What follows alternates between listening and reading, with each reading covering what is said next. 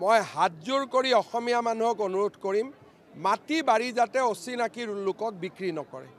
কাৰোবাক যেতিয়া ভাড়া ঘৰ দিম তেতিয়া সাৱধান হ'ব লাগিব যে ভাড়া ঘৰটোৱে যাতে মূল ঘৰ হৈ নাযায়।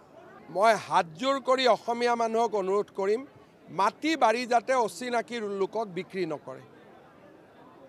আমাৰ মাটি আমি যি বিক্ৰী কৰিম আমাৰ স্বজাতিত বিক্ৰী কৰিম। যদি অসমীয়া মানুহে সামগ্ৰিকভাৱে আমাৰ মাটি বাৰী অচিনাকি মানুহক যদি আমি বিক্ৰী নকৰোঁ আমি জাতিটো বচাব পাৰিম। কিন্তু যদি আমি অচিনাকি লোকক মাটি বিক্ৰী থাকোঁ জয়াই থাকোঁ দুইটা একেলগে কাৰোবাক যেতিয়া ভাড়া ঘৰ দিম তেতিয়া সাৱধান হ'ব লাগিব যে ভাড়া ঘৰটোৱে যাতে মূল ঘৰ হৈ নাযায়।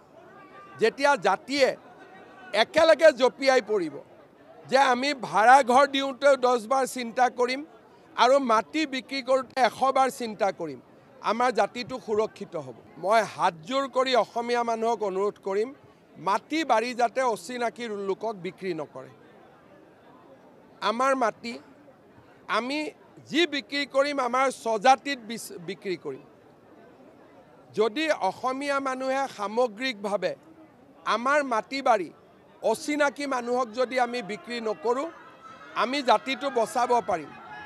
কিন্তু যদি আমি অচিনাকি লোকক মাটি বিক্ৰী থাকোঁ জয়াই থাকোঁ দুইটা একেলগে কাৰোবাক যেতিয়া ভাড়া ঘৰ দিম তেতিয়া সাৱধান হ'ব লাগিব যে ভাড়া ঘৰটোৱে যাতে মূল ঘৰ হৈ নাযায়।